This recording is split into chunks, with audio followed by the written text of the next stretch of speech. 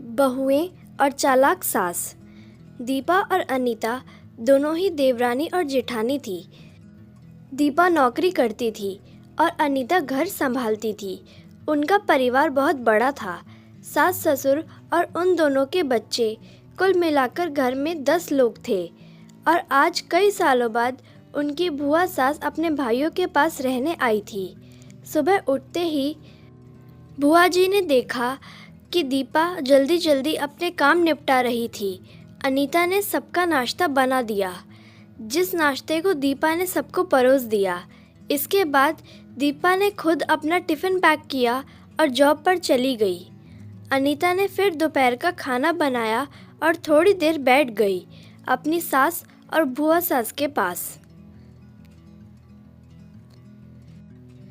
बुआ सास से रहा नहीं गया और अनीता से बोली कि छोटी बहू, तेरी जेठानी दीपा तुझ पर बड़ा हुक्म चलाती है।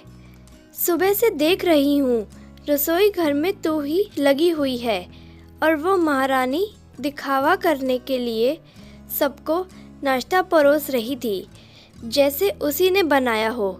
यह सुनते ही अनीता ने अपनी बुआ सास की तरफ देखा और बड़े प्यार से कहा, नहीं, ऐसी कोई बात नहीं है बुआ जी। दीपा बहुत ही अच्छी है। बुआ बोली, तू बहुत भोली है अनीता, पर मैं सब जानती हूँ। इतनी बूढ़ी मैं ऐसे ही नहीं हुई।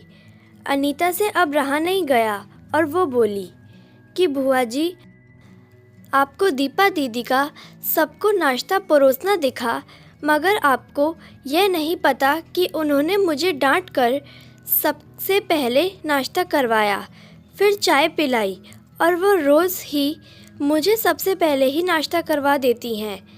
वरना सबका नाश्ता बनाते तो मैं नाश्ता ही नहीं कर पाऊँ। वो मेरा कितना ख्याल रखती हैं। दीदी सुबह जल्दी उठकर मंदिर की सफाई करके फूल सजाकर रखती हैं और वो मुझे खुद से 1 घंटा लेट उठने को कहती हैं, क्योंकि मुझे उठते ही नहाकर सीधा रसोई घर में ही जाना पड़ता है। शाम को ऑफिस से आते वक्त दीदी बाज़ार से सब्जियां भी लेकर आती है, क्योंकि हमारे हस्बैंड रात को लेट हो जाते हैं और दीपा दीदी ने सासू माँ को बाज़ार जाने के लिए मना किया है, क्योंकि माँ जी अब 60 साल से ऊपर की हो चुकी हैं। कहीं बाज़ार जाते समय उन्हें तकलीफ़ ना हो जाए। वैसे भी उन्हें घुटनों की परेशानी है और जब माँ जी को घूमने का मन होता है तो दीपा दीदी छुट्टी करके खुद उनको घुमाने लेकर जाती हैं। और हाँ बुआ जी, दीपा दीदी रोज़ शाम को आकर खाना बनाने में मेरी खूब मदद करती हैं, चाहे वो कितनी भी थकी हों।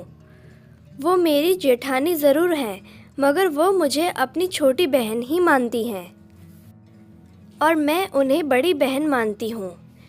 यह सब सुनते ही बुआ चुप हो गई। शायद उसकी चुगली अनीता के आगे फेल हो चुकी थी। शाम को दीपा सब्जी की थैली अनीता को पकड़ाते हुए बोली कि अनीता, सब्जियों के साथ वाले थैले में तुम्हारी फेवरेट लेखक की किताब भी लाई हूँ। यह सुनकर अनीता खुश हो गई और बोली, थैंक्स दीदी। अनीता ने सब्जी की थैली किचन में रखी और किताब रखने अपने कमरे में चली गई।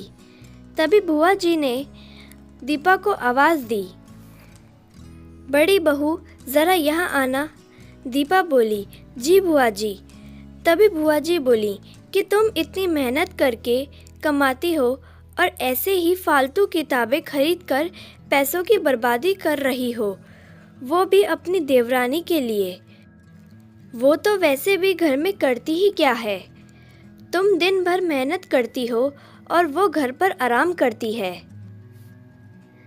इस बात पर दीपा मुस्कुराई और बोली, क्या बुआ जी, आराम? और अनीता, उसे तो कह कहकर आराम करवाना पड़ता है। सुबह से बेचारी लगी ही रहती है।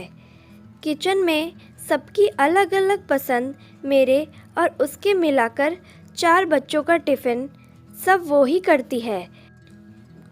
फिर भी उसके चेहरे पर एक सुंदर सी मुस्कान ही रहती है। सुबह की चाय पीने का समय नहीं रहता उसे, और जब दोपहर बच्चे आते हैं फिर उनका खाना, उनकी पढ़ाई सब वही देखती है। वो है, इसलिए मुझे बच्चों की चिंता भी नहीं रहती और मैं अपना पूरा ध्यान ऑफिस में लगा पाती हूँ। कुछ दिनों पहले ही प्रमोशन मिला है।